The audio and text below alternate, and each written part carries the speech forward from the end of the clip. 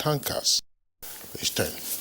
Well, let's start with the international news now. Nigeria has advocated for a fair and equitable representation in the United Nations Security Council.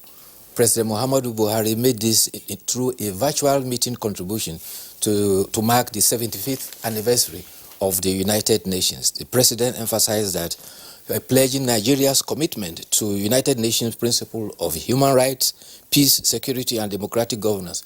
He, however, called for reforms of the UN Security Council as a just measure to place Africa in the strategic organ. As such a gesture has been long overdue. Also back at home, President Muhammadu Buhari has appealed to the people of Kaduna State that those who are causing mayhem in Kaduna should learn to live with their neighbors so that peace can be maintained in Kaduna and development will not become an illusion. He was speaking through a virtual opening of the 5th Kaduna Economic and Investment Summit. He said, "Let's live as brothers and sisters," adding that development will only take place when energies are collectively channeled towards building rather than destruction of lives and property. He commended the Kaduna State government for positioning Kaduna State as one of the investment destinations in Nigeria. He asked Kaduna State to sustain its ranking by the World Bank that ranked Kaduna State as #1 or location for ease of doing business in the 2018 reckoning. Kaduna State government has declared 3 days of mourning in honor of the late Emir of Zazzau, Alhaji Shehu Idris. Public offices will open as usual on 21st and 22nd. However, on 23rd, a public holiday had been declared. Flags are to fly at half-mast in honor of the late Emir, who is renowned for peaceful coexistence. During his 45 years of reign as Emir, the state transmuted from North Central to Kaduna State in 1976, and Katsina was exiled from it in 1987. And for the 45 years he ruled, they worked with 20 different governors, both military and civilian.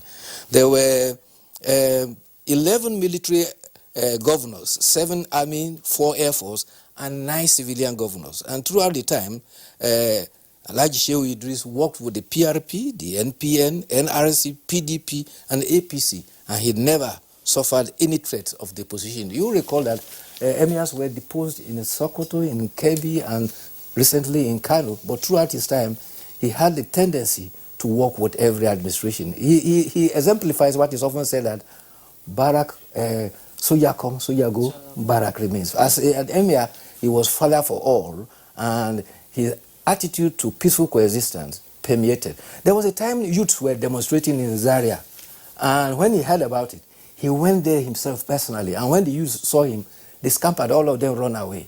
That is the kind of fatherly person he has. Already, succession initiative has begun, and there are about 4 ruling houses, Bari, Malawa, Solobawa, and Kasinawa ruling houses. And already competition is usually low-keyed, and the competitors have already gone underground. But the 4 front runners include Alhaji Murir Jafaru, the Yeriman Zazzau. There is also Alhaji Bashir Aminu Iya Zazzau. There is Alhaji Aminu Shehu Idris Turakin Zazzau. There is also Alhaji Abdul Karim Aminu Wamba Zazzau. And there is Alhaji Ahmed Nuhu Bamali Magajin Gerin Zazzau. The kingmakers will make their selection, but Governor Nasir El-Rufai will be there to confirm who is eventually elected by the kingmakers. He has been described as one of the last traditional leaders that were able to form a bridge between generations, and the youths have looked up to him for guidance throughout his reign, generations after generation. You know, a very big vacuum has been created and very big shoes to fill there. Yes, really big shoes. In fact, the University of Abuja has paid tribute to the late Emir, because he was for some time the chancellor of the university, and his contribution to that university was quite enormous. The other story which Kingsley read relates to the notice given by the National Association of Road Transport, NARTO, Nigeria Association of Road Transport Owners. They have given a 2-day warning strike, and the argument is that federal government is developing an initiative that says trucks that has capacity beyond 30 tons should not ply our road. And they said that they came to rescue the nation at a time when vandals had taken over and destroyed our pipelines. And they had to now take loans to purchase trucks to help evacuate petroleum products across the country. But now, government is making bold initiative to rehabilitate infrastructure. And they have now pegged capacity for the highway not below 30 tons. Some of their trucks are 45,000 tons. And that is the dilemma. If you allow it, the roads will be destroyed eventually. And they say they have also committed their resources. And this initiative is certainly going to undermine the sacrifice they have made for the nation. So, balancing act. Unfortunately, it is coming at a time when the nation is seeing a spate of strikes. We just succeeded in getting Nigerian Medical Association and Johesu calling off their strike. Already NLC and TUC are threatening to go on strike based on increase in fuel pump price and electricity tariff. And here you have Naruto 2 coming. But the good thing is that they can't sit down and jojo. What will probably happen is that if your truck is 40,000 capacity, maybe you limit the loading capacity to 30,000 so that at least the roads, the highways will not suffer. Because it will become penny-wise, pound foolish if we allow that to invest substantially in infrastructure and trucks, especially cement too. We have cement quite going heavy across the country, quite heavy. Quite heavy. In no time, you see that the roads will not last. So what? Bayo, I mean, you keep, I know that it's a slip. You keep referring to 45,000 tons. It's actually 45,000 liters. Okay. Yes, liters. The government now says that they shouldn't have a capacity more than 30,000 liters. But a number of the trucks were converted or were bought to now be conveying 45,000 liters. I don't see the argument of the Road Transport Owners Association or the drivers against a directive by government. There are good reasons that you have already articulated why the vehicle owners should comply with the directive by government. Simple. Axle load is regulated by government, not by vehicle owners or by drivers. And they damage the roads, and there's also the hazard. We have seen fuel tankers involved in accidents on our highways. Two major causative factors. One, some of them you have the tank itself, 45,000 liters or more. In the meantime, the cab is of a smaller capacity, of a lower capacity. It's like putting a load that is heavy on a child's head. Of course, the child will have, as Nigerians will say, K-leg, you find that in dictionary, and then after a while, the load will collapse. So that is why you find sometimes the cab detaches from the tank, or at some other point, you have all kinds of accidents involving all these tankers. So what is the argument that you have made your investment? Fine, you made your investment. If you were making your investment, you should have had recourse to the regulations governing the axle load you are supposed to apply on our highways. I don't think that this is the kind of blackmail that the Nigerian state has been subjected to by all kinds of interest groups and forces.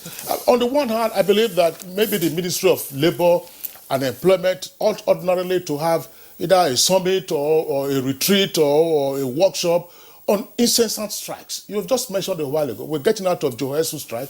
After a while, NADA, the Resident Association of Doctors, will come. ASU says technically they are still on strike. Yes, Polytechnics will join them. College of Education will join them. People are just taking advantage of the Nigerian state. There are rules and regulations. And we must be frank about it. You also mentioned cement. When you see the number of tires that those flatbed trucks have, and they are conveying cement. Ordinarily, in the past, we were told that they couldn't take more than, say, 600 bags of cement. I'm sure some of them are taking up to 900, 1,000 bags of cement. So that you just take the journey once. It is not a matter of taking the journey once. As you are going, you are damaging and destroying our roads, and then sometimes you find them packing dead weight on the bridges. On bridges, yes. Along Lokoja Abuja highway, if you notice before the reconstruction, you see that portions of the asphalt had folded. Absolutely. This was due to excess weight. Excess weight. They stay there for days, especially when the vehicles get spoiled. They stay there for days and for a very long time. That's just before you take the editorial. That is part of the reason why there were weight bridges in the past, particularly on the Lagos-Ibadan Expressway at the beginning of the old toll gate by 7-Up in Lagos. Unfortunately, we don't have weight bridges in the country. No, if you introduce weight bridges, that's fine. one way out for the tanker owners and so on and so forth. Fine, you have made your investment for 45,000 liters. If you go to the loading bay, DPR and all those supervising them, they should not load more than 30 liters. Yes. Simple. In the meantime, until those vehicles deteriorate and they are written off, and then you cannot get new investments. But to say that because of that you will no longer work, fine, stay out of work. We will all stay at home. We won't have petrol, but you cannot blackmail the state. Government. Well, let's now go to the editorial, and it's talking about avoidable tragedy. The onus of checking accidents at rail crossing is both on motorists and the railway authorities. I'm just going to read a little out of it. Right. In yet another chapter of the nation's harvest of recurring but avoidable deaths, 2 persons reportedly died and 6 others injured last Monday after a train hit a commercial bus and a sports utility vehicle in Lagos. And the editorial went on to say that we do agree that motorists have the obligation to respect the rules on railway level crossings, but then so do the railway authorities. They have a more onerous task to secure the tracks and put in place the mechanism to keep such incidents at bay. Well, for a long time, our railway had gone under, and therefore rail tracks and level crossing across the country has virtually been abandoned. Yes. And the hazards on the highway, especially giving railway the right of way, has always been ignored. Last week, it happened. The train was coming, and 2 buses that went on the trail had to be tracked along the rail line for almost 800 meters before eventually the train was able to stop. In the process, I think 2 persons died, but there were other 20 persons, but luckily they suffered injuries. Some were treated there, and only 2 that were seriously injured were taken to a hospital. But if you go across the Nigerian track, at the level crossing in Yaba, you see traders putting on their goods on the track. If you come across up to Mina, just after the railway station, when you are crossing, there's a market there. Traders put their goods and services on the rail track. At Kaduna, behind the Kaduna Central Market, there are traders who trade there along the rail line. And all these places, they are supposed to be level crossing, but because train has not been working for a long time, they have been abandoned. Yes, there is responsibility for motorists, because on the highway, you have to know that when there is indication of a level crossing, when you are approaching the rail line, you have to check, slow down and check before you go. And also, the railway has its own responsibilities. Because the railway crossings have been abandoned for a long time, they need to introduce them. And usually, they used to place men there with red flags, yellow and black flags, and whenever the train is coming, you hear them blow their whistle, raise their flag, and they will close the gate. That has gone a long way to save some traffic accidents between trains and vehicles. The trains must have their right of way, and if our trains are coming back, it means that the responsibility is both on motorists and the railway authority to ensure that level crossings do not become venues for hazards, for accidents. Okay, Bayo, thanks. Just a point to take from what you said about our railway system having been abandoned for so long. I want to tie that back to the issue we were discussing earlier about tankers. Tankers, yes. Dr. Samuel Ogbemudia, everybody knows him. May so rest in peace. He was military governor of Edo State, and for 3 months in the Second Republic, he was civilian governor of Bender State. Now, Babangida administration appointed him as sole administrator of the Nigerian Railway Corporation.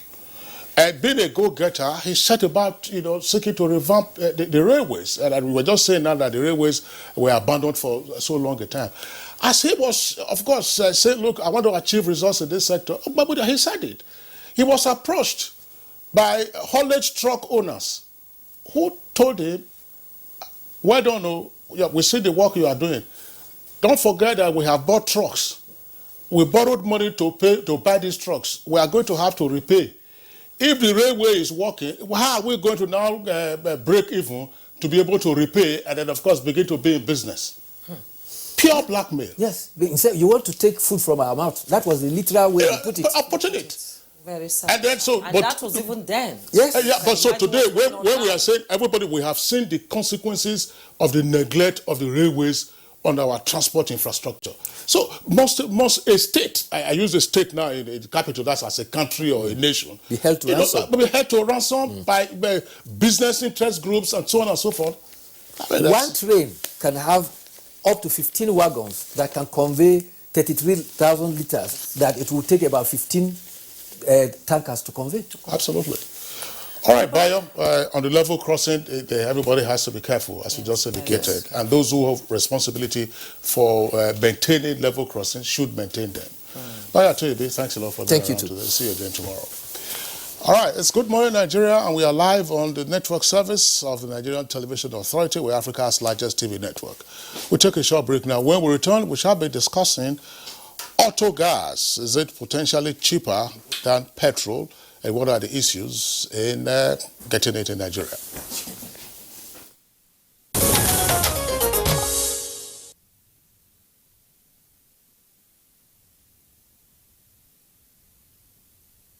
To begin our discussion on auto gas, let's watch the opinion of a cross-section of Nigerians on the subject matter.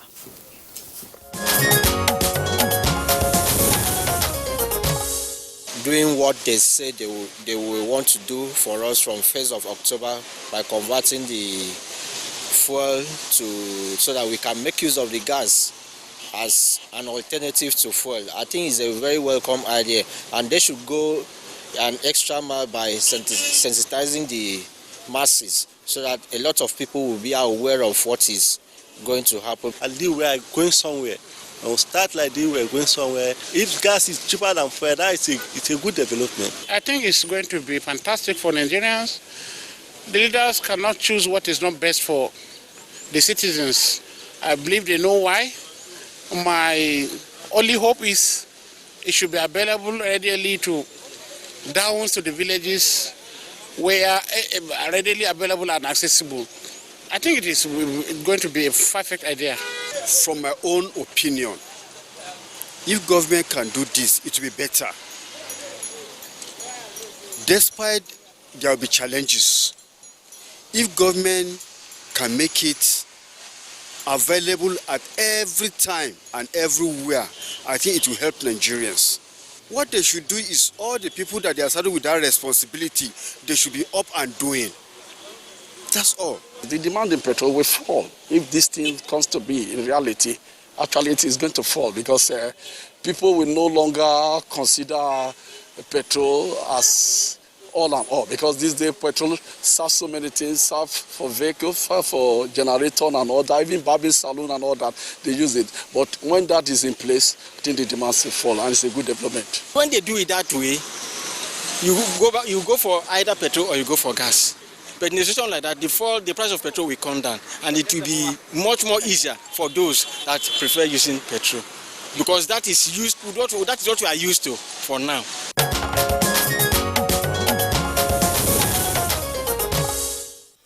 All right, a cross-section of Nigerians there speaking on the proposed conversion of vehicles and generating sets to utilize auto gas.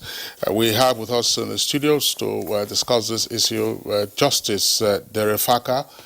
Mr. Justice Derefaka, by the way, is not a judge. He's been our guest on Good Morning Nigeria. He's technical advisor to the Honorable Minister of State Petroleum, and his remit covers gas business and policy implementation, as well as being the program manager auto LPG penetration in the National Gas Expansion Program. Derefaka, a pleasure to have you with us. Thank you for having me.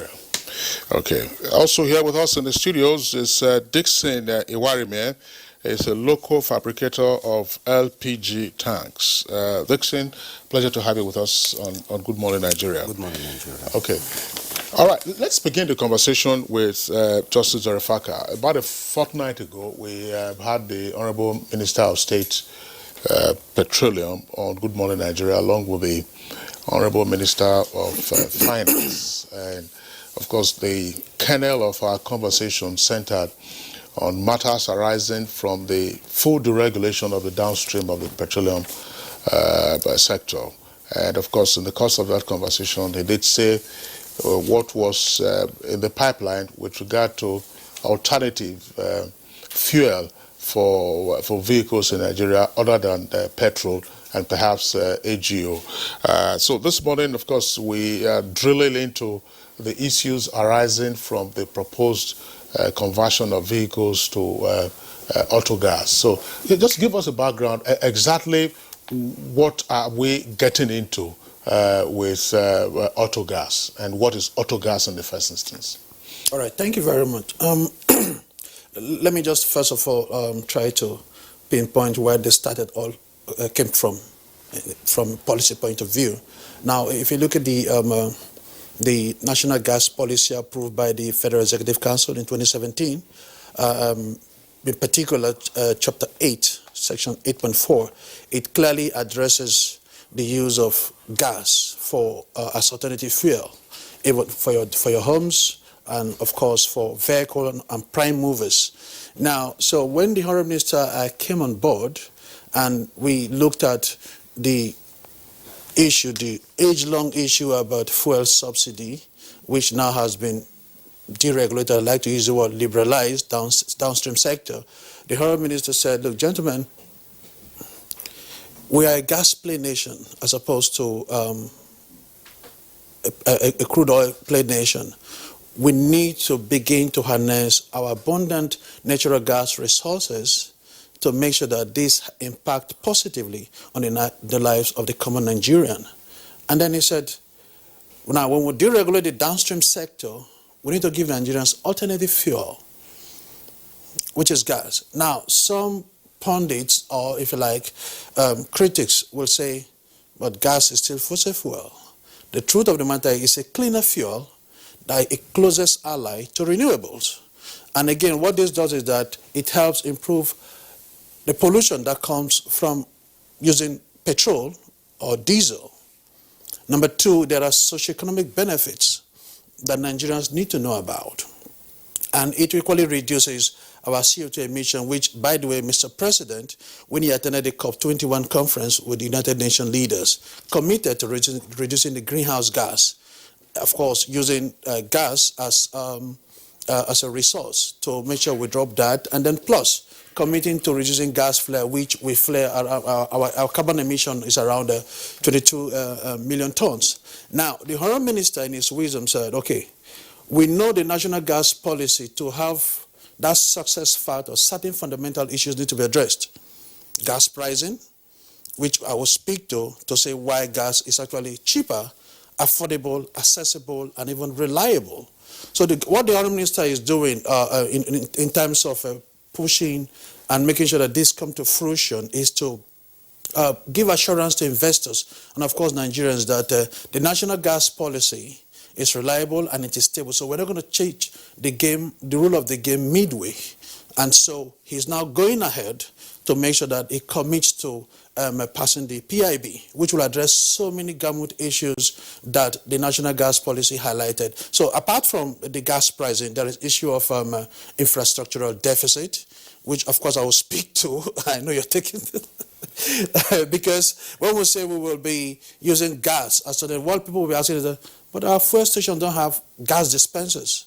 So that is a foundational issue, especially in the gas subsector, infrastructure deficit, pipelines, and that's why good thing is that we have technology that has come to stay in terms of using virtual pipelines, which of course will address the issue of taking I listened to the comment from the analysts that say that provide gas to the villages. That's what virtual pipeline will address. And we have a virtual integrated pipeline association that we're speaking to that will address those issues. Now, the other bit is a sanctity of contracts that the national gas policy addressed and creating an enabling environment. And of course, making sure that there is incentives for the gas business. Now, in all of this, the national gas policy clearly, the approach or the determination, if you like, the mission is that we gradually, so it's a strategic shifting in terms of government focus from a crude oil-based exporting nation to a gas-based industrial nation. So the Honourable Minister, in his wisdom, said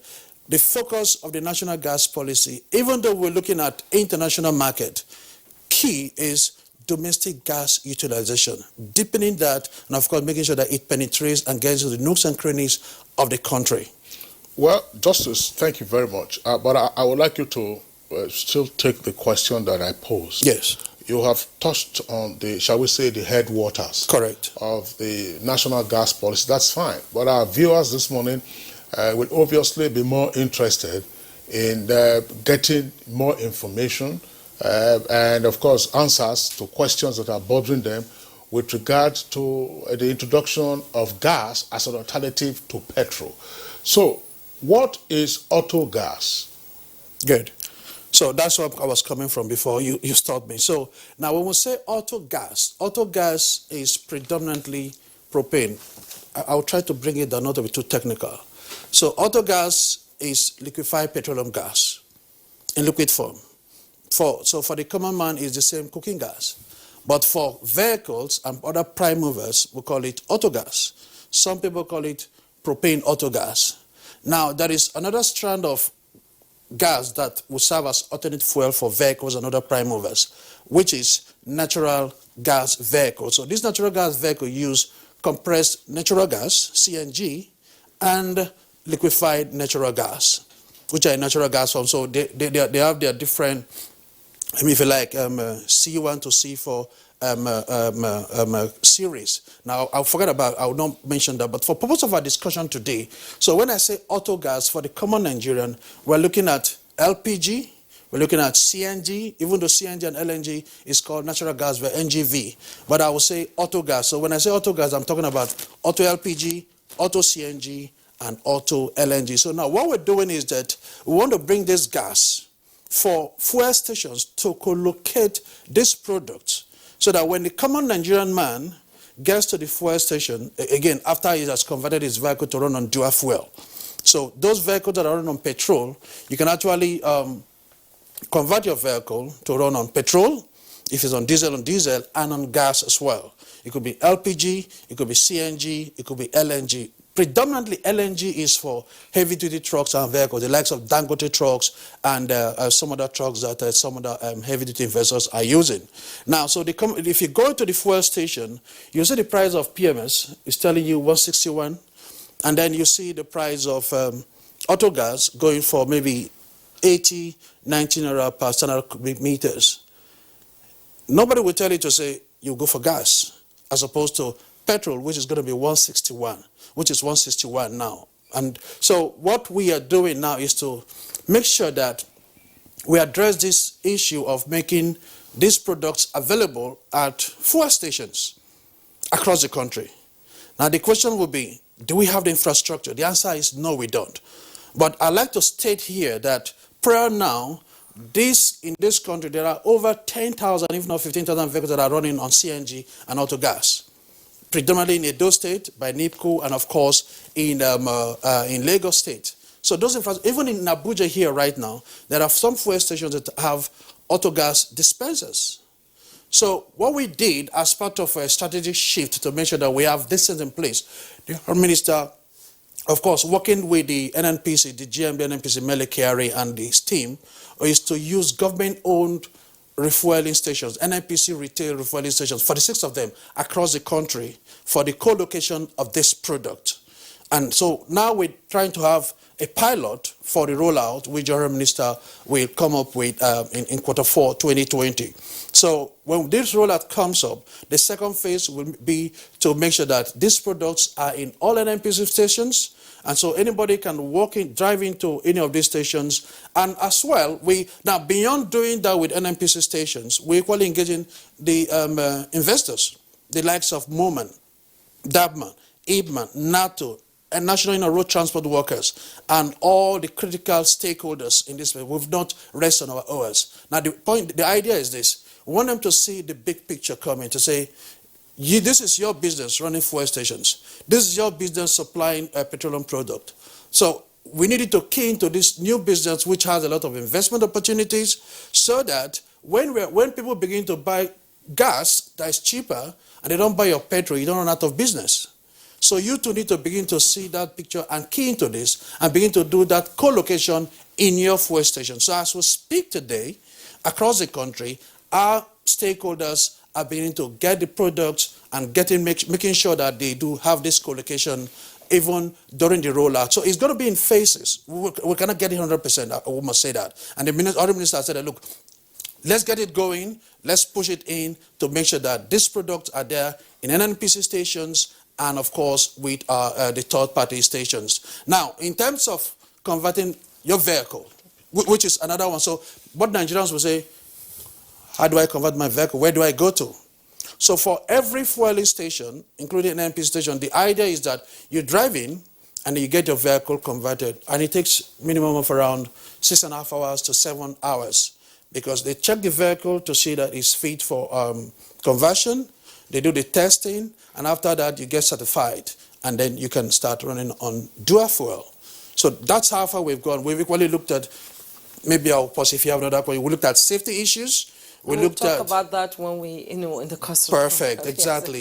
Yes. So I'm just trying to give a high-level summary of the whole gamut of the autogas scheme. Yes. So we looked at safety issues. We looked at concerns people have with gas explosion. We've had issues about cylinders exploding. And that takes us to issues around substandard products coming into the country. So all of those are being handled by the National Gas Expansion Program, the brainchild and flagship program of the Honorable Minister of State for Petroleum Resources. Now, to take one step. You know what? We're going to have to pause you. Yeah, we're going to have to pause you so that we can bring our in viewers Mr. can Dixon, also catch their breath and then listen to the other guests who's here with us in the studios. Yes, Mr. Dixon, the ambition to drive the diversification of the application of gas to Nigerians, and the Minister of State even started with his ministry, converting cars to gas and all that. I believe there must have been a survey, a research to, test the acceptability of gas in Nigeria. So when do you think, you are doing it already, and when do you think Nigerians can key into it? As, the process is so long. When will we start fully using it? And what is the advantages of using autogas now?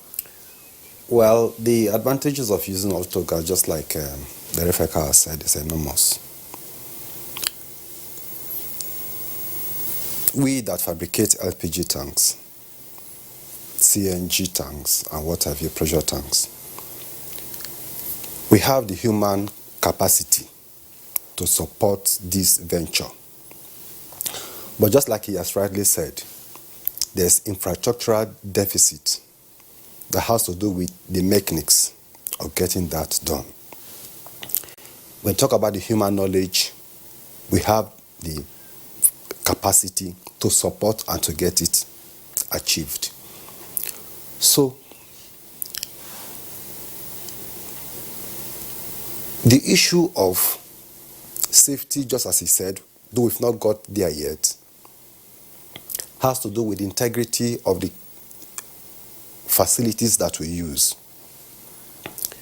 We have good fabricators of LPG tanks, and so far, almost most of us, the LPG tanks fabricated here in Nigeria is as good as any you get outside the country. They are mostly of ASME standard. We have the regulatory authorities here in Nigeria, like Standard Organization of Nigeria. We equally have the DPRO that comes into some of our facilities without any prompting, just to come and see and oversight what is being done there. So we are actually available to support this drive and to get the the target of the government achieved. Well, Dixon, I mean, let's just stay with you. You fabricate LPG tanks, yes, gas tanks. You fabricate CNG tanks. What is the difference in terms of physical appearance of between an LPG tank and a CNG tank? LPG tank is a liquefied petroleum gas tank. That's the so-called, the one that we find commonly in use in our homes. Yes. So how is that different from the CNG tank, that is the compressed natural gas tank, or the one that is used for auto gas? Almost no difference. The only difference there is the chemical composition of the metals that are used. I don't want to go technical because of we are speaking to Nigerians. We just make it easy for everybody to understand. When we get our plates, you have what we call the mild steel, and you call have the carbon steel. Those are technical terms. So when we are fabricating for LPG, we use the mild steel plates, and they are of certain standards. The codes are there.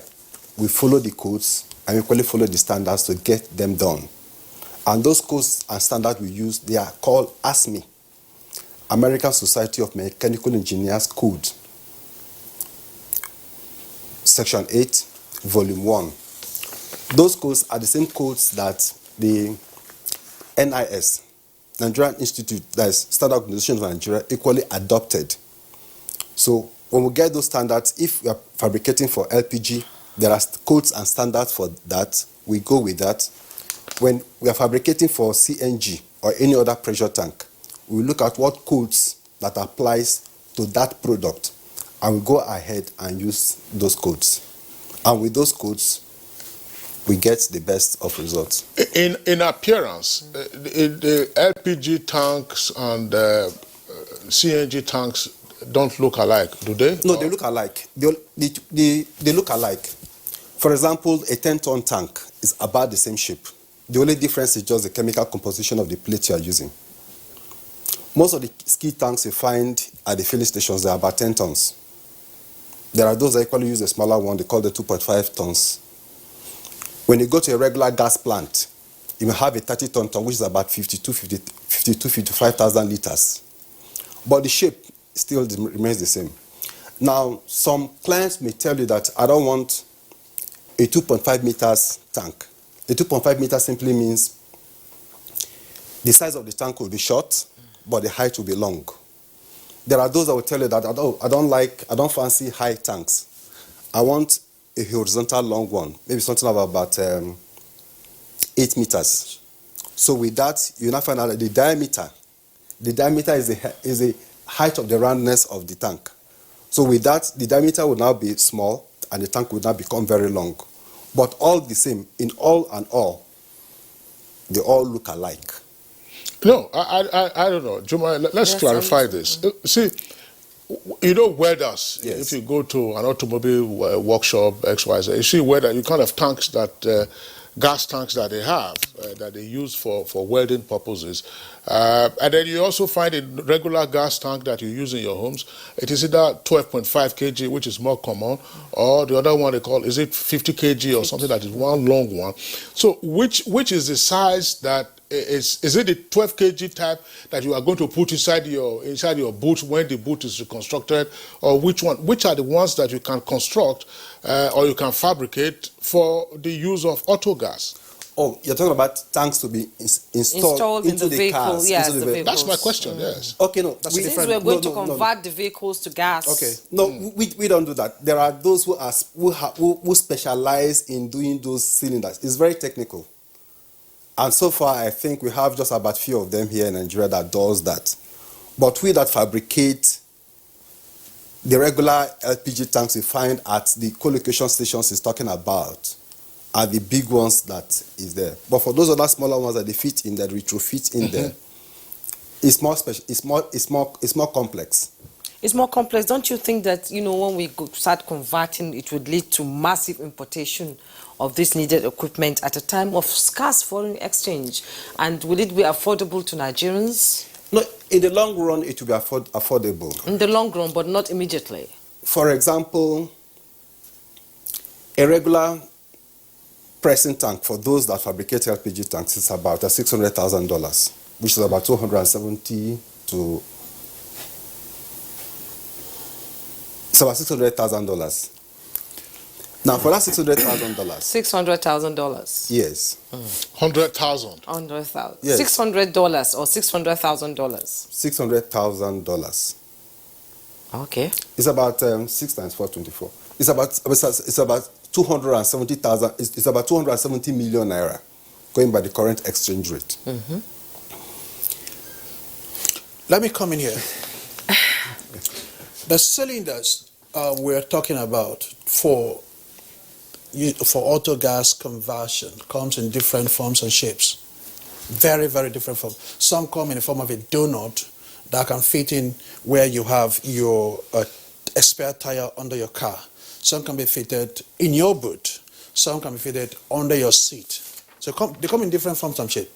Horizontal, and then you have the predominant one. And technology has improved over time. It's been improving over time because use of auto gas globally has been there for the past 75 years. And again, all those issues have been taken care of. Now, it is what is in the cylinder that differentiates the auto gas converted vehicle, just like he did mention. It could be the same cylinder, steel tank, 10 times reinforced than the petrol tank, which we will talk much later. It depends on the question you ask in terms of safety and if there is a high impact, because several tests have been done. Now, when this product get on, for the heavy-duty vehicles, you see the cylinders comes in array. So you could have maybe 6, 7, 8, 10, 12 cylinders at the back of the truck that has CNG, that's running on CNG. Small cylinders, and then they're all configured to supply the gas to the engine. So those cylinders come in different forms and shapes. Yeah. Let's take a step back. You know, I was asking about it might lead to massive importation of the needed equipment at a time of scarce foreign, you know. At the Ministerial Mandate Performance Scorecard Review session in August, you said, and I quote, "The use of gas automobiles would reduce poverty in Nigeria." How so? Employment. So? It will generate employment. So I'll make it very simple for you. Listen. Right now, we don't have in-country capacity to convert vehicles. So there is paucity or that lack of technical competence. Now, by the time we come up with this drive and push to make sure that we convert vehicles in-country across the 6 geopolitical zones, we need to train personnel to be competent to do those conversions, because we need to have as much as several conversion centers in the country. So the equipment will be, of course, will be imported into the country, and which is why the Home Minister has approached the central bank and gotten a loan facility of 250 billion as part of stimulus package for the gas sector, particularly for the National Gas Expansion Program. Now, when this equipment come in, we're not looking to bring in experts from overseas to do this. Already in country, there are investors and businesses that have this expertise. But again, what we need to do, because we need to deepen this, is to train Nigerians to be able to do this conversion in conversion base where these conversion centers will be located. So that is where you have somebody that is poor, he doesn't have a job, you pick him up and then you train him, and then he becomes gainfully employed. That's addressing poverty. Okay, Justice, you know, there are many legs to this this conversation, but maybe let's just still focus on the cylinders. I mean, it's like it's the equivalent of your fuel tank, as it were. Now, do you have an idea of how many vehicles we have on Nigerian roads at the moment? Some years ago, we were told there was about 10 million. Thereabouts. And that half of those vehicles could be found in and around the Lagos area. I don't know what the numbers are now. If you have an idea, you can also brief us. So, assuming you wanted to convert a fraction of those vehicles to now be using auto gas, what are the issues that will pop up? One, do we have, let us assume you want to convert 500,000 or even 1 million vehicles to now have access to dual fuel advantages. Do we have access to 1 million cylinders? Conversion kits. Yes, to retrofit, or we're going to have to import them? So these are the kind of things that people will be thinking about. I'd just be wondering. Interesting, very good question. Now, in country, we have over 1 million conversion kits. We have what? Over 1 million conversion kits for vehicles. We've done the inventory. We've had discussions with the investors that have them across the 6 geopolitical zones. And we've had engagement with them to say, how can you spread this across the country? Because most of them have their catchment area and their footprints to make sure that they have these conversion kits in those locations. So we have over 1 million that we can address comfortably in Q4 2020. Now, there are other fuel stations and conversion centers that are upgrading their facilities to make sure that they meet up with this demand, because for them it's business, big business. And in this country, we have state-of-the-art training centers that can train Nigerians to be very, very good in terms of conversion. And then the issue about standards, quality control and quality assurance come into play, which is where the Standard Organization of Nigeria and the Department of Petroleum Resources come into play to make sure that every vehicle that is converted meets up with international standards and best practice, which of course will allay the fears of Nigerians. So the conversion kits are in country, they're there. Matter of fact, some of them, immediately the airports were open, have started receiving their products from overseas. Because we started doing this during the lockdown. So the engagement discussions were still ongoing.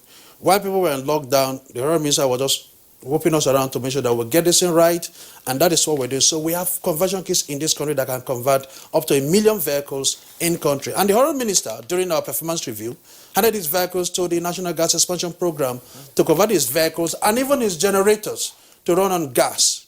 That's demonstration of leadership.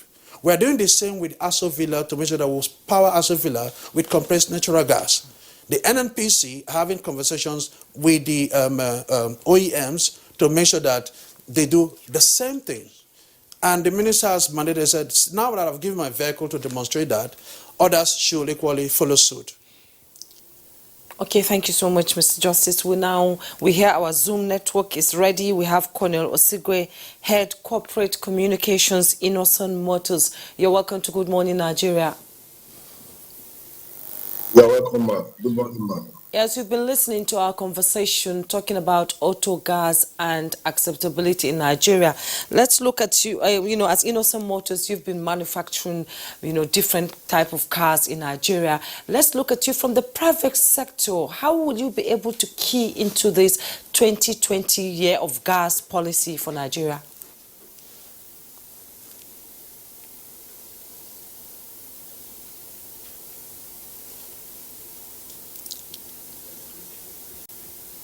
We seem to have lost the... Okay, it's back. No, Innocent Vehicle is a vehicle manufacturing company. And we have studied the auto gas scheme, and it's not something that is new. It's something that is that's been happening in some of the Western communities, in Europe, in America. So it's not something that is new to us.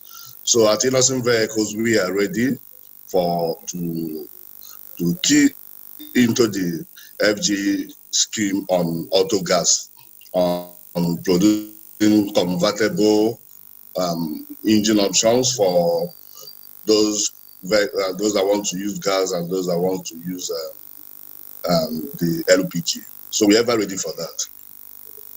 Well, Colonel, let's clarify a point. You just mentioned now that you are ready to provide engine conversion. That's what you said, engine conversion. Give us some mechanical insight, if you have the expertise, into whether there are any differences between the so-called liquid fuels like petrol and diesel and gaseous fuels such as compressed natural gas. Do you need to fit in new pipes and get your engines properly sorted out?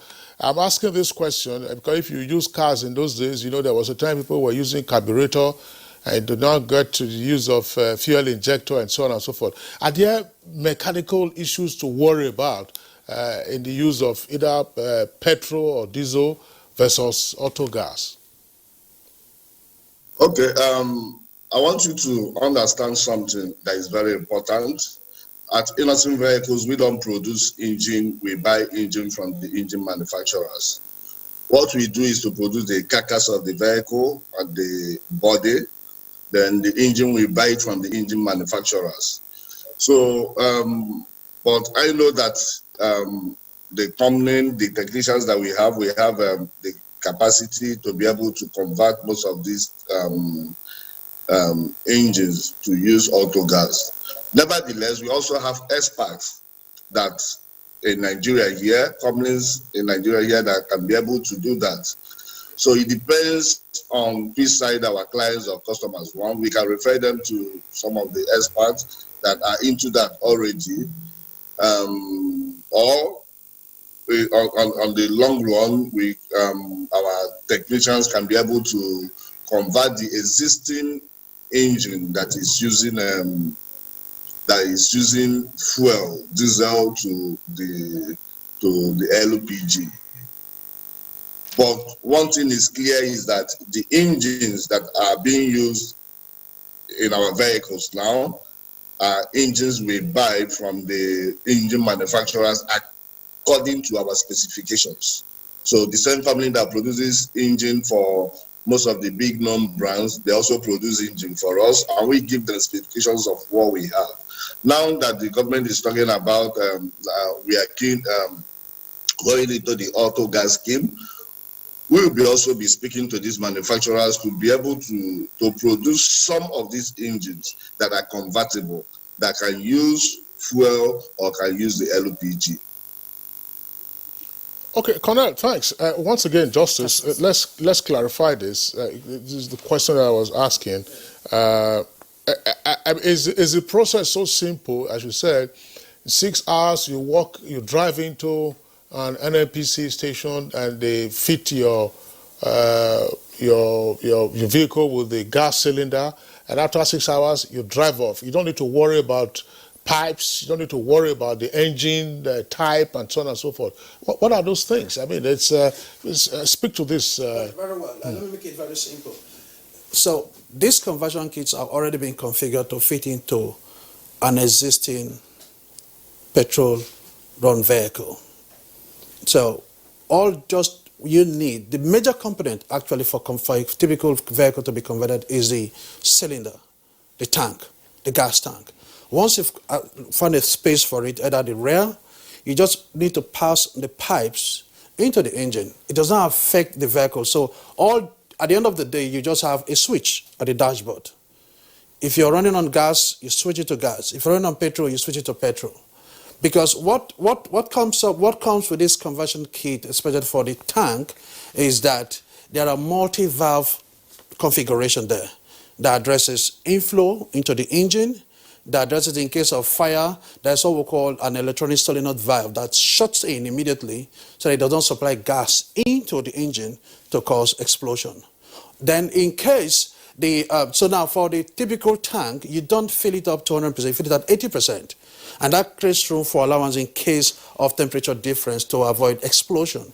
Then there is another valve that releases the gas to vent it out to avoid fire and other issues. So all of these things takes a minimum of 6 to 7 hours. And then you just need 1 hour to do a test drive and come back and then you get certified. It's free. The minister said, like I said, yes, it's free. Just go in and then get your vehicle converted and then start using the gas. You know, we're looking at a total reorientation of the way Nigerians think, because, you know, we're looking at people, no matter how expensive petrol is, people are ready to buy, even across the world. So it's a total reorientation. We're talking about this policy.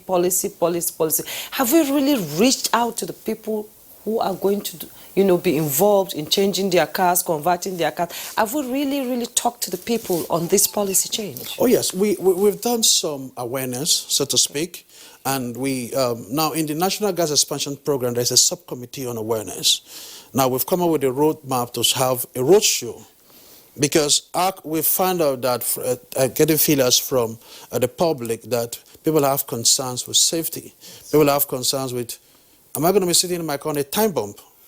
So those things need to be cleared out. I would think like that too. I agree. Especially when you are sitting at the back seat and then corner that you know that this is where they sit. We get all of that. It's unimaginable. I agree. Yeah. But what we need to ask ourselves is that for the past 10 years, the likes of NIPCO, including Dangote, they've been using this CNG to run their trucks, and they're saving billions of naira by using CNG. Now I'll tell you what. So in terms of those issues, the awareness is going to be there. We have to do massive awareness. The Honourable Minister has already mandated, gentlemen, I need you guys to make sure that Nigerians have that assurance that they will not be sitting on a time bomb. Yes. So we're going to explain that. And that's to explain the safety measures that are put in place, and of course the quality assurance and quality control that the Standard Organization of Nigeria is making sure that every vehicle that's going to meet up with the codes, the specifications, and the testing standards. So what we need to now be addressing is to avoid quack conversion centers. So those exactly. So every conversion center must be certified by Standard Organization of Nigeria, and DPR will be there to watch that you comply, because the Department of Petroleum Resources' role is as a business enabler is to make sure you do the right thing while you make return on your investment. So all those issues are there now. Beyond the safety issues, what we are seeking to do is to again demonstrate the socioeconomic and environmental benefit of using gas as a cheaper, cleaner fuel as opposed to petrol that causes pollution, carcinogenic impact, because when you inhale these fumes that come from, it affects your health as well. Then in terms of socioeconomic benefit, you get a cheaper fuel, cheaper gas, and then your engine runs cleaner and safer. So if you use petrol, for instance, if you go to the mechanic every month or every quarter, it takes you 6 months to go to the mechanic when you're running on gas. Yes, indeed. And then you save 40 to 45% savings in terms of fuel. You know what, Justice? Yes, please. Let's again be mindful of our environment. It is not every car owner that goes to an upscale servicing station or an upscale servicing firm to say, look, my vehicle is due for servicing or have mechanical issues, take care of it where they have all the facilities. When people want to service their cars or they have issues, they go to the mechanic. Here, I think there's a place they call Akpo Mechanic Village in Abuja. There is no city you will go to in Nigeria where you don't have a mechanic village. In Lagos, they are in different locations. I'm just wondering, I'm sure this is part of what you will have to worry about going forward. Because those who maintain your vehicles, are they on the same page with you? Do they have the same expertise and knowledge? Look at a typical example. Sometimes when they want to fiddle with some things, work on your engine or so, or sometimes you see them, they remove one pipe and then you suck out the petrol. Is that the way they are going to be sucking out the gas? This guy, I mean, I'm just wondering what it looks. So what are we looking at? You are spot on that, and I'll give that to you. Yeah. Now, we've looked at all of these issues. Like I did mention, what we'll be doing with use of gas for vehicles is going to be completely different. Once you get your vehicle converted by a certified conversion center, for the fact that you are worried that you're going to be seated on a time bomb that will explode, you don't go to uncertified conversion center for maintenance of a vehicle. So there will be a list on Standard Organization website and DPR website to say, these are the certified conversion centers. Now, the onus is on you as the car owner to make sure that each time your vehicle is due for maintenance, let's assume you travel for a wedding, you're based in Abuja, you're in Lagos for a wedding with your vehicle, and you find out, oh, I was supposed to do my maintenance. You must go to a certified conversion center to make sure that they check your vehicle, not to the mechanic village that we talked about. Why can't you convert the mechanic village, train and retrain them? Good question. So I was coming to that. So that this policy is, I mean, pardon this, but so that it's not seen as being dead on arrival for the majority of vehicle owners. Because as you are saying now, go to a certified, somebody will just say, this one are for big men, I don't do for this wahala. So that's the point. Now, it's not about big men wahala. It doesn't cost anything for you to do your maintenance for a typical converted vehicle that's running on gas. The second strand we're looking to, because, I mean, whilst Mr. President and the Honourable Minister's drive is to get people out of poverty and create employment for people, we don't want people to lose their jobs. So the second phase in our discussion with Automotive Mechanics Association and all the rest of them is to make sure that we upscale their competence and get them certified to, of course, carry out maintenance on vehicles that are running on auto gas. So all those plans are in place. But for this first phase, we need to get it right. You must go to a certified conversion center to get your vehicle converted, and while we carry out the upscaling of the existing mechanic villages across the country. They are there. Some people want to say, if I go to this vehicle maintenance center, it's going to be 60,000 naira. And this mechanic village guy will do it for 5,000. That will change, because to do the conversion or to carry out maintenance, it's not more of something we're looking at the benzene or the wear and tear of your vehicle. The gas does not, the amount of gas, auto gas saves you from the wear and tear of your vehicle compared to petrol. The benzene and all those things that comes up with regard to speed up the engine, all of these are not there. So in terms of maintenance, the cost is minimal, which is why we say you even save up to 40–45% of that in terms of maintenance and using gas, which is a cleaner fuel. Maintenance, let's be specific. You're talking about the engine, no? You're talking engine maintenance. That's what you are saying. Correct. It doesn't relate to the wheels and then which is a function of the roads on which you are driving. Which, by the way, the same mechanics who have the same competence to address that. So if you go to a conversion bay, like we have in every typical fuel station, they have the technicians.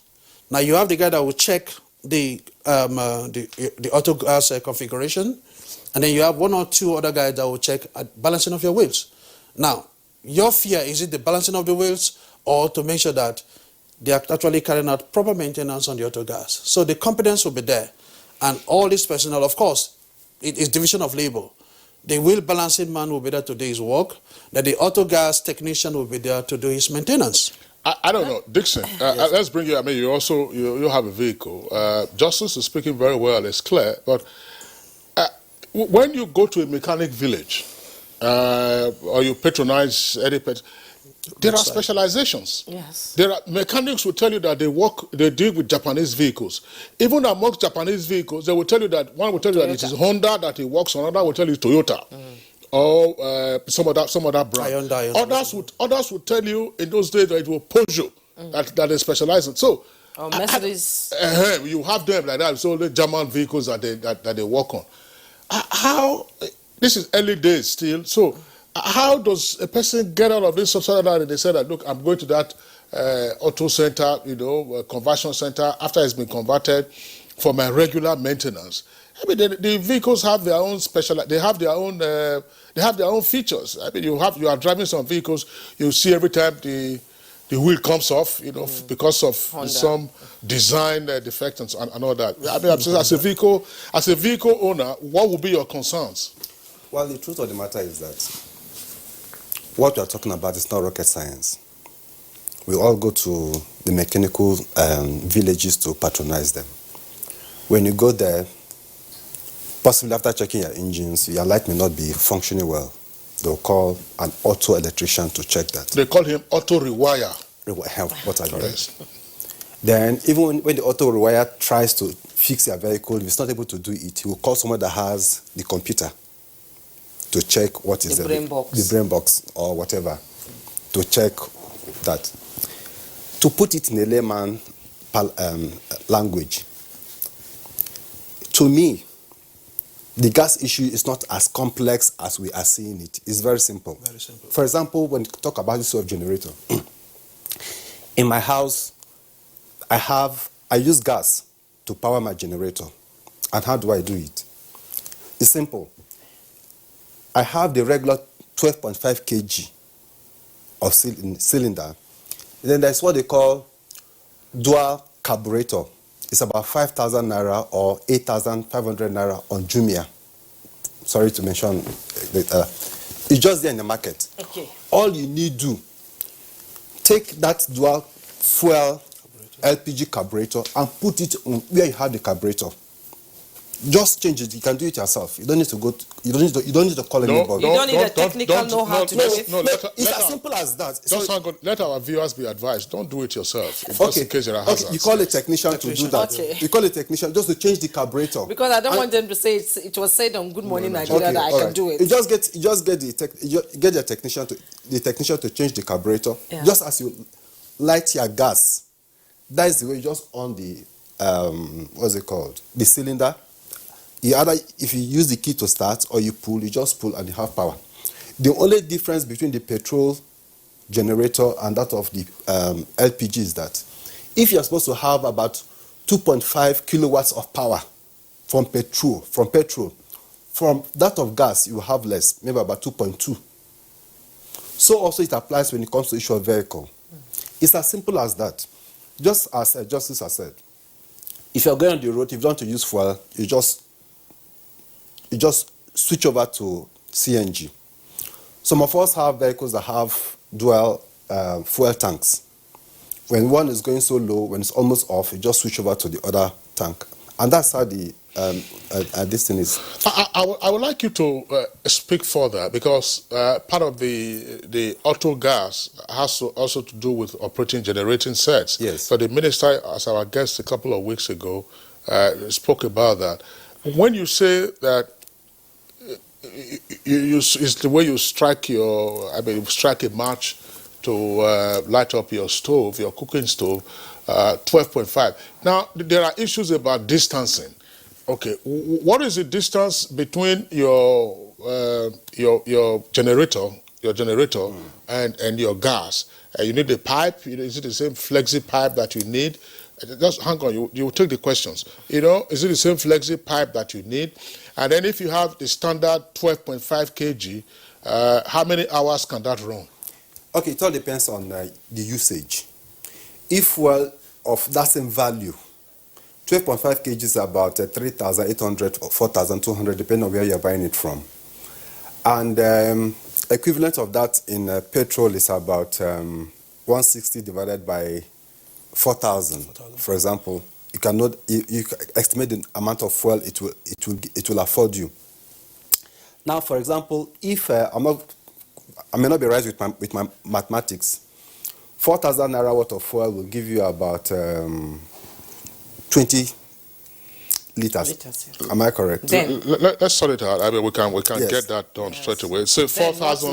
Yeah, Let's say 4,000 naira worth of fuel. Of gas. Of petrol, no, of petrol. Of petrol. 4,000 naira. What? 4,000 divided by 160. Yeah, yes. Divided by 160, that's 25. That's about 25 liters. That's about 25 liters. Now, it also depends on the capacity of your generator. If your generator is 7.5, that is barely about 18 hours of gas. 18 hours of power. Power, yes. Now, if you're using gas, instead of 18 hours, it will give you about 26 hours. An additional 8 hours. That same value. 26. That same value. That same value. 4,000 4,000 naira of petrol gives about 18 hours. 4,000 naira of gas gives you about 26 hours. That's good news for businesses across No, that's what it is. 26, 27 hours. Okay, Yes. fine. Justice, earlier you said that the Honorable Minister is also using that, or some other person is using gas. To convert his vehicles. He has converted all the vehicles in the Not vehicles ministry. now. I'm talking about generating sets. Yes. Yes. What kind of generating set? Because, I'm sure what we are referring to here now, Is that past my neighbor? I better pass my neighbor, better pass my X, Y. neighbor. But if you then start talking about higher capacity generators, 25 kVA, 30 kVA, or 40 kVA, is this available? Because those ones use diesel. Oh, yes, it's available. And that was what I was going to speak to prior now. Because just like he mentioned, he uses it to power his generator. Now, the LPG cylinder, you can actually use it to power your house and, of course, power your kitchen for cooking. So it multi-functions. And that is what the Honourable Minister was saying, that even a past my neighbor can run on LPG and your generator as well. So those are the benefits, like we did mention, that using gas will bring in. And in the National Gas Expansion Program, we have domestic LPG utilization as well. So let me ask a crazy question here. Do we still need What do you call the question? Do we still need engine oil for our engines when we use gas? No, you don't. That's what I say. That's So all of those issues, so all are the additional savings. Yes. The cost implication, so all those will not be there. So you see huge amount of savings. No, sorry. No. So what was your question? I asked him if we can still use engine oil when we're using gas. No.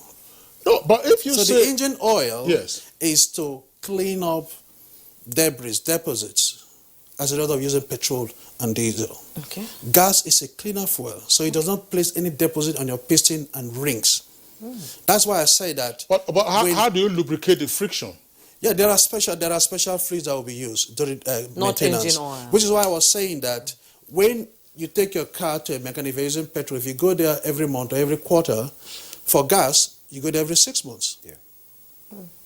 So what if you're using both fuel? Oh, well, petrol so if and you use gas? both, it depends on the usability in terms of the frequency for petrol and gas. So that way, there will be some, of course, deposits to be there from using petrol. Obviously, you can't take that away. Okay. Okay. All right. They're very, very interesting. And I'll tell another benefit again that if you No, allow me. What is tell the us benefit? before we go on the We'll break pause now. you in the meantime so that we can take a... You're welcome back, and we've been discussing auto gas policy in Nigeria. You were saying something earlier, Mr. Justice, about the safety of people not stealing your fuel from your car Okay. if you're using gas. Yeah. So we know that petrol, somebody can tamper with your petrol in a vehicle or heavy-duty trucks if you send your team on a mission to travel maybe from Port Harcourt up north to Kaduna and all of those. But with gas, nobody can tamper with your fuel. So it remains intact. That's another benefit that businesses and even vehicle owners will be happy to have. So that issue is equally is there. And then the other bit is that you save almost half using fuel as opposed to what you use gas, depending on the kilometer driven. Okay. For 100 kilometer, 50 kilometer. For 100 kilometer, if you are saving around 46,000 naira, for 50 kilometers, you are saving around 23,000 naira. So there's a lot of savings in that regard. We understand, the Oil Minister understood the concerns Nigerians have with respect to safety. And he has not rested on his oars to always. So even in the National Gas Expansion Program, we have a representative from the Standard Organization of Nigeria in the NGEP, as well as DPRO in that committee. So the next thing people will want to ask is, are you sure gas price is not going to increase over time? Yes, that's the million-dollar question. Exactly. And I'll tell you that it will not. So what we're doing is to make sure that there are a lot of stranded gas molecules that we need to bring on into the market to crash the price further down. So at the end of the day, you find out that, just like the DPRO director stated, like that by 2022, only the rich will be driving their cars on petrol. You know, No, but tell us, I mean, when you say that gas prices will crash, what are we doing about the supply end? Because even for regular power supply, one of the issues you keep hearing from time to time, although not so much in recent times, is, the Gencos don't have enough gas being supplied to them. And if Gencos don't generate, Discos have money to distribute. So are we tidying up the supply end? Because one of the key issues in the supply end also has to do with pricing. yes. Good.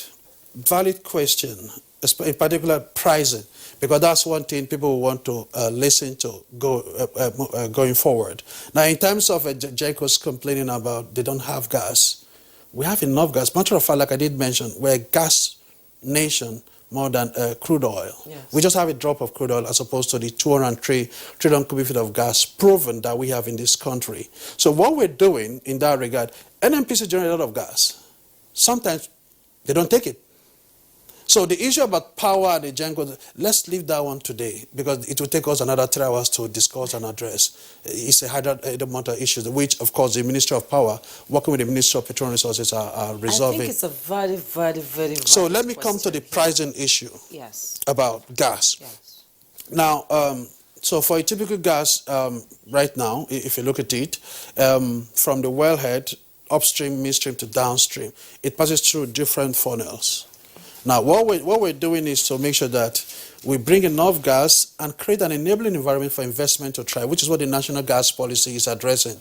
So right as we speak now, there is a committee reviewing the domestic gas supply pricing regulations 2008, headed by the CEO of Gas and Power, Engineer Yusuf, and co-chaired by DPRO. What we're trying to do is to bring down the price of gas further down so that the end user gets it cheaper, which is what the Honourable Minister wants, the federal government wants, and at the end of the day, you find out that gas will become readily available in every nooks and crannies of this country. So that is being looked at, and the national gas policy actually picked that up to say gas pricing need to be taken care of. And of course, the sanctity of gas contracts, which is another issue that we are equally looking at. So all those issues are there to address. And just to further buttress on the issue around mechanics and technicians, the national gas policy equally picks that up to make sure that we develop human capacity to make sure that we have these technical people, competent Nigerians that maybe medium, high, and above high level competence to have the community in the gas space. And that is predominantly what the Petroleum Technology Development Fund is doing and the Nigerian Local Content Monitoring Board to make sure that we have the right capacity, the right personnel to have them in place for all of this. So the pricing issue will be done. And I'll give a typical example. When GSM came into this country, it was too expensive. It was I remember somebody buying a SIM for 35,000. Now SIM is free. Thank you. SIM is free. And that every person now has a phone. And that is what will happen with the gas. Okay. Because we have the molecules, and that is what the NGP is doing to get it into the market and crash the price further down. Thank you very much, Justice. I hope you also remember that there were consumer protests against the GSM service providers. Then, yes. Including the boycott of their services at some point. So it wasn't as if it just worked out automatically and then suddenly prices just crashed. So I'm sure it didn't surprise you for me to mention that because lessons were learned from that. And we took that on board because when we were doing the diagnostics to use autogas, we looked at a whole lot of scenario and we were able to arrive at a sweet spot. And that's what we were running with. Okay, let's look at the subnational level now. You know, do you have pilot states where the conversion will take place, or it's going to start nationwide, widespread? Okay, so as part of the Honorable Minister's Rural Plan, which of course will be kicked off by Mr. President in Q4, we have locations across the 6 geopolitical zones where there will have been co-location of the products, and there will be conversion centers ready to convert vehicles. It's going to be telecast live. NTA will be there, of course. So you'll see that. I'm lobbying you to be there, of course. So you see it live, and then you see that vehicles will be converted. Now, apart from using government-owned refueling stations, other third-party stations are equally keen into this to say, hey, don't take us out of business. Can you tell Nigerians that our station, as at that day, is now ready for multi-fuel station, and that we equally have conversion kits. Yes. Like I did mention, over 1 million conversion kits are in country to be used for the rollout, and then subsequently we'll go out in phases. Colonel of Innocent Motors, Colonel Osigwe via Skype, if it's still there with us.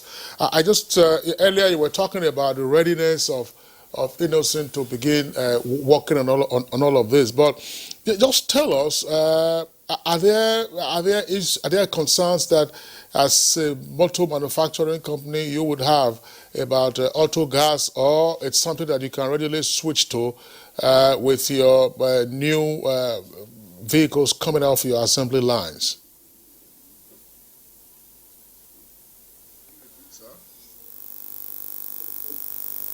I can't hear you clearly. My question is, as an auto manufacturing company, are there concerns that you have with regard to the proposed use of auto gas for vehicles in Nigeria now that it's going to be popularized? Are there concerns that you have, or are there issues you would like addressed? No, there are no concerns at all. Like we said, we are aware that this technology is being implemented by other Western communities in Europe, in America. So it's not something that is new to the, it's not something that is entirely new. So we are aware that this kind of thing has been in existence, and we have studied it and see that it's something that Nigeria actually needs. Because we have a large reservation, we have a large resources for the LPG. So it's something that is actually reduce the burden on the fuel usage in the country. So I don't think there are any concerns for us for now.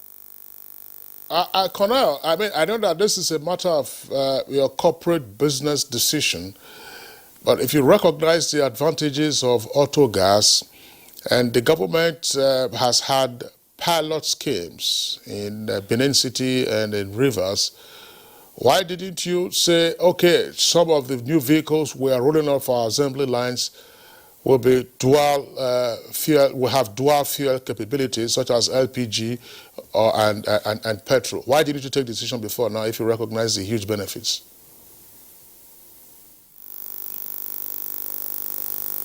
Please, can you repeat your question, sir? I say that I recognize that this is a matter of corporate business decision. But since you have highlighted the benefits of auto gas, and the government had, before now, had pilot schemes in Benin City for use of auto gas as well as in Rivers, why didn't you, as Innocent Motors, say for some of our vehicles that are coming off our assembly line, maybe you say your SUVs 2020 will have dual fuel purpose capabilities? Why didn't you use that? Okay, like I said, that we are studying the scheme and the wide acceptance that the acceptability from Nigerians. Like I said earlier, that what we do is to manufacture the carcasses of the body of a vehicle, that's the carcass, and that on the engine that we buy from the engine manufacturers. And you know, that as a vehicle manufacturing plant, that we have ordered some engines before this scheme was introduced. But as we are studying the scheme, if it's something that is widely acceptable in Nigeria, our future plans, we are going to put the production of these convertible engines that uses fuel and gas. We are going to put them into future consideration in telling our engine manufacturers that this is the way to go. Okay, thank you so much, Mr. Colonel. But you wanted to respond to what you were saying, if you come in. I think this is business. It's just an issue of enlightenment. Let me digress a little. We know the benefit of using gas to power our generator, but some persons can't go into it because of the initial cost. The carburetor I told you of, for example, is about 5,000 to 8,000 naira, and you need to get a new cylinder. All the government needs to do, when they push this into the market aggressively, and the people come to see the benefit, naturally they'll just key into it. Justice is here. They have several committees. Let me say I'm not part of the committees. All they need to do is to move into the market aggressively.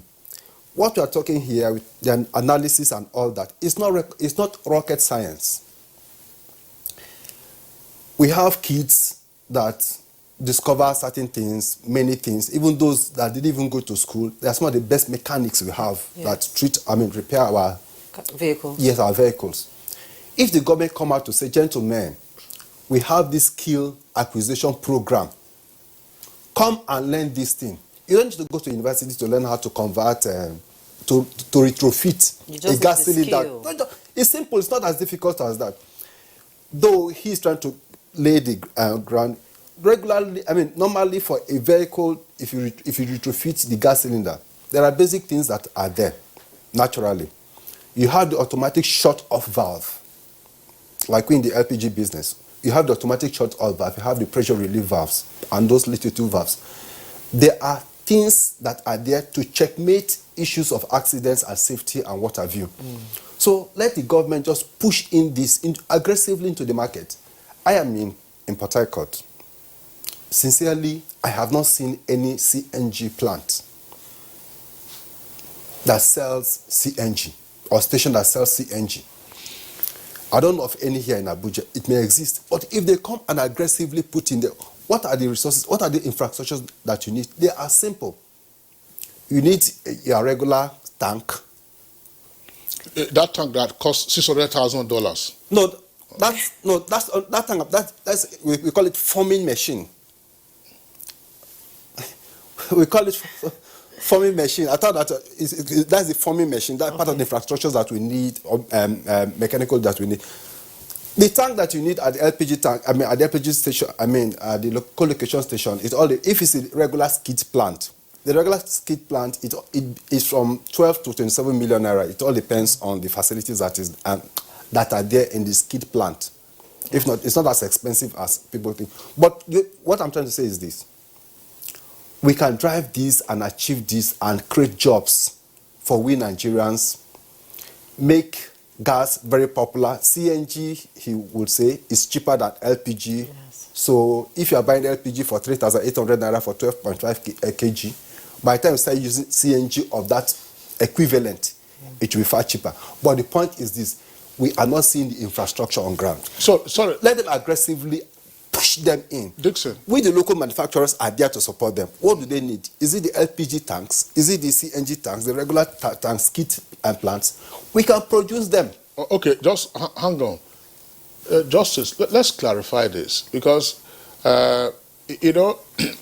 gases have different properties and therefore different uses.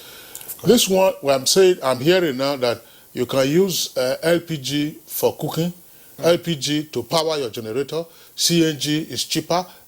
Which one? The weathers will tell you. You can, like gas, for instance, oxygen gas, the one you want to use in hospitals. Those ones, they're different. They are different. The butane. So which is which? So that people don't go and start getting the wrong gas, and then the next thing you are having safety issues and concerns. So that won't happen. And then Nigerians will just tell you, this thing, what they follow up. Getting the wrong gas that won't happen, and that is why we have the likes of the Department of Petroleum Resources, because you must get an operational permit from DPRO to sell the right gas. LPG for cooking, which we call the domestic LPG, and then the auto gas, which is predominantly propane. So from a scientific point of view, is C3H6, three carbon molecules, and of course hydrogen. Now, for the compressed natural gas, which is mainly for natural gas vehicles and LNG. So let me just try to explain in a layman term. The natural gas is like the football that we have in the pitch. The CNG is now, this ball is now compressed to look like a table tennis. That is a compressed natural gas. So that you can readily use it for your vehicle, and of course for power and other prime movers. So they have a different configuration, and they have a different standards of compression and temperature and pressure that is infused into the different tanks. Okay. So which one is used to power generator? Is it the same one you use for cooking, or auto gas, or CNG? Let's clarify that, because we've been saying since that it is easy to it says it's easy to convert. Go and get the carburetor. Get an expert, by the way. Let's correct. Say that again. Very correct. We corrected that convert it for you. You get your 12.5 kg gas cylinder. Put it there. Just connect, and your generator is running. It will give you additional 8 hours of power versus petrol. So, which gas is that one? Is it the same LPG you go and buy for 3,800 in Abuja here? Or is it specialized gas? So that, anyway, I'm sure that these are issues it's that... one and the same gas. It's propane. Okay, propane. So what should be the state of your car if you want to convert? Should it be any rickety car, or your car needs to be standard? Good question. Brilliant question. Yes. Now, which is why when you drive in, that's 6 hours they take. First they do a test to check. They do a diagnosis to say, is this car fit for conversion? Okay. So once they arrive at that, they'll now say, okay, it's fit for conversion. And then they ask you, by the way, I didn't mention this. Now, while you can convert your vehicle to run on dual fuel, you can actually go for a conversion that has both LPG and CNG. Okay. So if you go to a fuel station and you see CNG, you can say, okay, my auto gas, this thing can run on LPG or CNG, and CNG is like it's cheaper today. So I go for CNG. So there are such conversions that run on LPG and CNG as well. Okay. So all of that are taken care of. So that's what we have. So you won't have the issue where you will say, anybody can just sell this CNG and LPG. No, DPR will come after you. And that's what DPRO is there. And of course, because for you to have those co-location, you get a DPRO permit, and there are basic standards you must meet where you keep the gas dispensers from the petrol dispenser for safety reasons. And like I did mention, which he alluded to, is that the conversion tanks have multi-valve configuration to address various issues. For all these auto gas tanks that are made of steel, like I did mention, they are 20 times reinforced compared to the petrol tank. So a ballistic test was carried out for all of this. So if you shoot a bullet into a typical tank, it won't penetrate. Okay, thank you. Yeah, it could also be good because those who use the vehicles for different purposes may not therefore have the advantage. Correct. We have a number of tweets that have come in, by the way, Juba. Yeah. Let's go through them and then get a closing thoughts from our guests. Dele Jack Solomon. Nigeria is an oil-dependent economy. The impact of this development on oil price hike will obviously spill over onto government finances to other economic facets. This is not a particularly relevant tweet. I'll skip that, yes. And Leo Fadaka tweets, use of autogas is cost-effective and will put a stop to gas flaring, which is counterproductive and impacts climate change. Festus Akimboyewa, millions of vehicles run on autogas worldwide, and Nigeria should benefit from this clean energy, especially when the cost of autogas is lower than the price of normal petrol and diesel. Now, since engine conversions are pricey, the federal government must help those who want to convert their vehicles to autogas. Although LPG doesn't get as high a mileage as petrol, Nigerians should be encouraged to go for it because it's cheap and pollution-free. Yes, and Law Alpha C tweets, conversion of many vehicles to use autogas will reduce the pressure on PMS and diesel, and their prices will be forced to come down. So it's a welcome development, provided our moribund refineries will be revamped. Adabu Kacha, any development that will make life easy for Nigerians is welcome. My question is about maintenance. I think our guests have been speaking to the issues of maintenance, even though... As Maya Yako tweets, the issue with autogas in Nigeria lies on non-workability of our local refineries. Whether liquefied petroleum gas is cheaper or dearer, then premium motor spirit is very immaterial. What Nigerians want is massive investment in the sector that will lead to establishment of refineries in different parts of the country. This would lead to competitions, reduction in prices, employment creations, synergistic forward and backward positive linkages, and reduction in pipeline vandalism. Titus Mondeno, it's my sincere hope that government will deploy the necessary tools for the migration from these hard fuels, petrol and diesel, to compressed natural gas. Ibrahim Modo Aji, I think that has been answered. Yes, autogas can be used as fuel source for generators in our homes. Ibrahim Abdusalam tweets, this is a commendable initiative. If well implemented, it will go a long way to reduce the pressure on PMS. But my concern is the possible risks attached and the workability given the nature of our society. Mutana Farouk also has a tweet. Mark John has another tweet. Aliu Karaye, it says, what will be the cost of conversion of petrol engines to gas? And Hassan Sadiq, thank you so much for your tweets. Average cost? Yes, how much will of conversion? Well, it depends on the vehicle. So the cost is between around 190, 200,000 naira to 300,000 naira. Now, if it's a four-cylinder and much more higher than four-cylinder, the price goes a bit higher. So that's just a range. Sorry, say that price again. The conversion again. So the Nigerians for a typical conversion is around 190,000 to 250. Now it could go higher depending on the vehicle and the cylinder your car runs on. So it's not once it is on SUV, it will go higher. No question about that. Well, that's why I'm saying that. Of course, you know that. So that's what it means. All right. So. On that note. Yeah, on that note, we'd like to appreciate our three guests. I think we don't need to be scared of the cost. The cost of conversion, because I overheard the Honourable Minister saying that government is going to subsidize it, and possibly it will be paid. You will pay for it over time, not immediately. I don't know if justice. What is the accounting procedure for you paying for it over time? Let's those are details that will be sorted out once the policy is fully rolled out. Indeed, like the minister said, yes, in the fourth quarter. But we do know that there are a number of issues. Interesting. One more time. These are early days. It's a novel idea, and we're just trying to explore the perimeter of the issues surrounding the use of auto gas, much more popularly now than the pilot schemes that have proven successful in places where they have been launched. Would like to thank our three guests who've been with us on the program this morning. Dixon, the warrior man, who's a local fabricator of LPG tanks. Thank you very much for being with us this morning. Via Zoom, we're joined by Cornell Osigwe, Head Corporate Communications of Innocent Motors. We appreciate your being with us. And Justice Derefaka, Technical Advisor to the Minister of State Petroleum. And we'd like to thank you also for being with us on Good Morning Nigeria.